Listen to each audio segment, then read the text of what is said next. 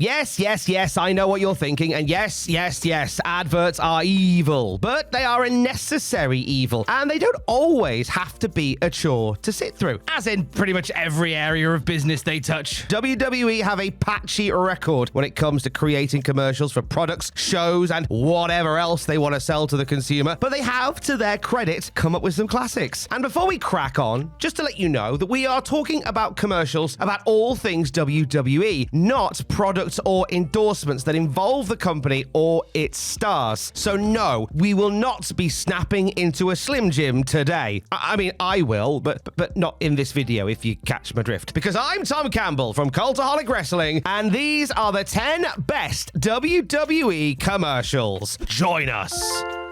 Number 10, WWE 2K20 Legends. The WWE 2K video game series has allowed WWE to use some of their biggest legends to promote it, with their inclusion in the game typically being a major selling point for fans. WWE know that legends draw interest, which is why in 2020, they had 5 of them appear in the same spot for 2K20. It was one of a series of commercials that took place in the same fancy function room and started with Steve Austin commenting to Hulk Hogan about how cool it was that a woman was the man now, whilst looking at Becky Lynch. The Hulkster replying that it was clear who the man was back in the day, summoned first Sting, then Bret Hart, and finally Shawn Michaels to basically infer that they believed they were the man, ending with a shot of all 5 standing next to each other. A fun concept, excellently executed, because Bret Hart, innit? Number 9, Raw goes to 3 hours. The decision to change Raw's running time from 2 hours to 3 is one that, to be very honest with you, I have not been a fan of whatsoever. And I know I'm not alone with this, as a common complaint regarding WWE's flagship show is that it is simply 1 hour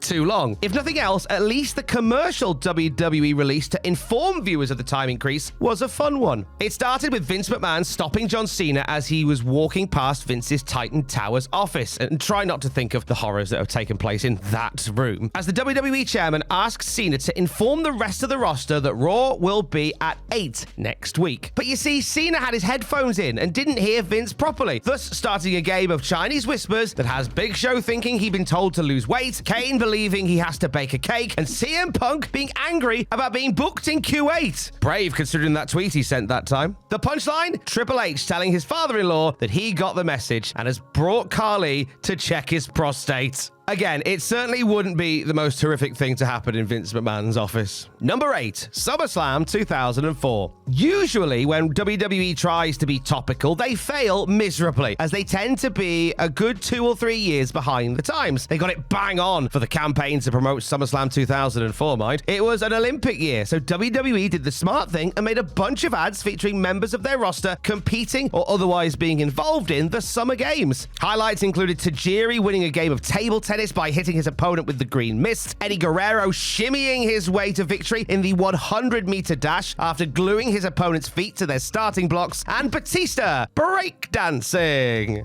Seriously, if Batista breakdancing doesn't confirm the greatness of this particular series of commercials for you, then I don't think there's anything else I could possibly say that will convince you otherwise. As the best WWE commercials tend to do, these work so well because everyone involved left their ego at the door and didn't take themselves too seriously. Fair play to WWE for nailing these, and also fair play to the production crew who somehow managed to film 13 of these within a 48-hour window. Number 7, Royal Rumble 2014. WWE's Royal Rumble commercials have historically been some of their strongest. 2014's effort was one of the best, with the concept being that several of the superstars entering the 30-man over-the-top rope battle royal were trying to woo a lady at speed dating. In full gimmick, of course. CM Punk, R-Truth, Randy Orton, Santino Marella, Tenzai, Alberto Del Rio, Titus O'Neil, Goldust, Zack Ryder, Dolph Ziggler, Roman Reigns, Cody Rhodes, and Curtis Axel all failed to impress the woman with their naff chat-up lines and flexes. Highlights included the Big Dog saying that he was all about justice, but right now it was all about just us. And Goldust, well,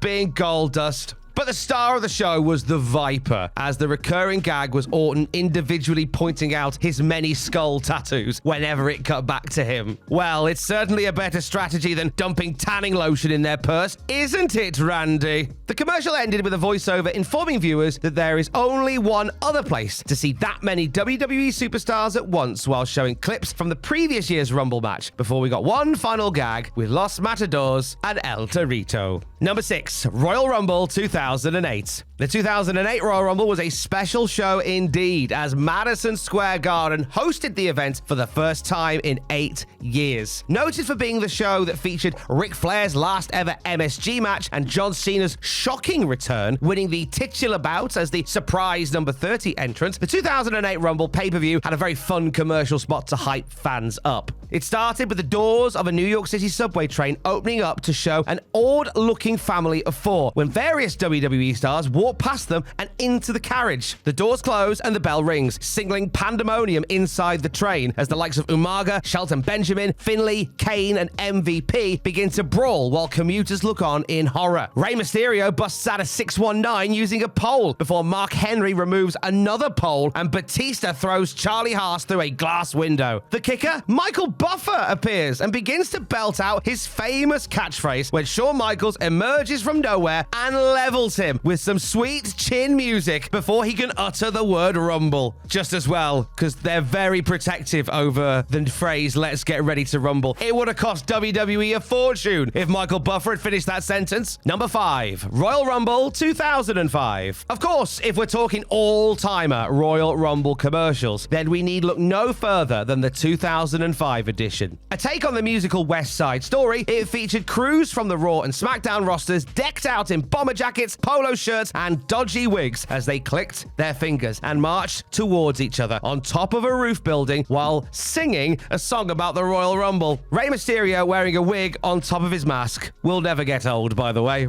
Right as the brawl is about to erupt, it cuts to Vince McMahon waking up in his bed with a start, having dreamed the whole thing, as he comments, "That's not the Rumble I had in mind." This one was just a lot of fun and one of the best parodies WWE have done, with everyone committing to the bit and letting themselves look a bit silly for the cause. The shoot itself was certainly eventful, as it took place on a Universal Studios soundstage, and when TNA, who was shooting nearby, found out about it, they gate-crashed proceedings and started filming the WWE stars interacting with their own, causing an incident that had WWE threatening a lawsuit. Number 4, SummerSlam 2003. Like the Rumble, SummerSlam is a pay-per-view that historically had some very fun and memorable commercials to promote it. None were better than 2003's, which was the send-up of Jaws and other shark attack movies like it. It took place naturally on a busy beach, with the sunbathers and sandcastle builders of summer being sent scrambling when a great white, not Sheamus, is spotted in the water. As everyone runs away from the sea, Brock Lesnar sprints in the opposite direction, wearing his wrestling attire, of course, and dives headfirst into the drink. And from there, the only real logical thing happens, as the next big thing hoists up the apex predator, not Randy Orton, and gives him an almighty F5. Brock Lesnar F5'd a great white shark. Give the person who came up with that concept a raise. Anyway, after Brock slays the beast, he goes to chill with the gaggle of beautiful ladies who are impressed by his heroics before running back out to sea when there's a killer whale sighting. For those curious, there's an old episode of WWE Confidential that covers the filming of the commercial if you want some rare footage of Brock Lesnar in the wild. Number 3, get the F out. In May of 2002, the World Wrestling Federation was forced to change their name after losing a lawsuit to the Worldwide Fund for Nature. As a result of the panda people KOing Titan Sports in the courtroom, WWF became WWE, and such a monumental change wasn't simply sprung upon viewers. No, WWE ushered in the change with a series of short ads letting people know that they were getting the F out.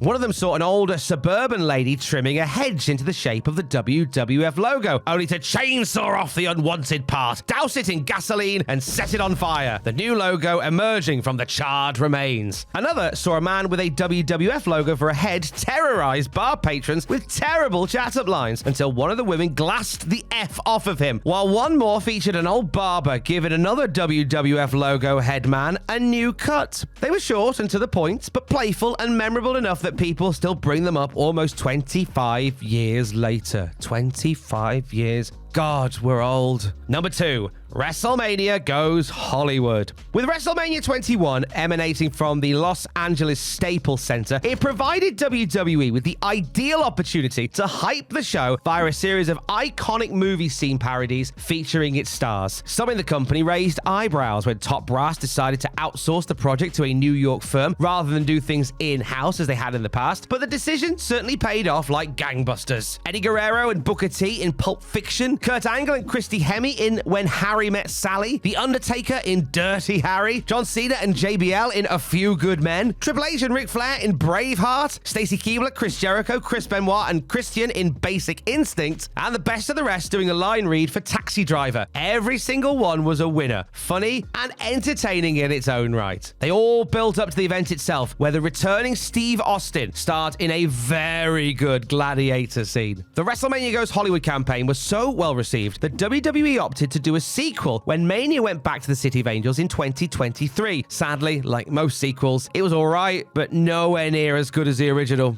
Number 1, The Day at the Office, 1999 Super Bowl spot. Yes, WWE's best ever commercial spot was not designed to hype a pay-per-view, hawk a product, or alert viewers to an important change in WWE programming. It was simply an advert devised to put over WWE itself. Go figure. To be fair, WWE was certainly in a position to toot their own horn when they filmed this one during the height of the Attitude Era. Shot at WWE's Titan Tower headquarters in Stamford, Connecticut, the 30-second ad was a tongue-in-cheek response to critics of the company's edgy product, featuring top stars like Steve Austin, The Rock, The Undertaker, Mankind, and Mr. McMahon himself, as well as cameos by various others. WWE shelled out a princely $1.6 million to air the commercial during the third quarter of the 1999 Super Bowl, while The Rock and Mankind clashed in an empty arena match during the game's halftime. WWE got a lot of publicity out of the commercial, which is still considered their very best so many years later, and a real statement maker at a time when WWE were very much in the conversation as far as the wider popular culture was concerned. Get it?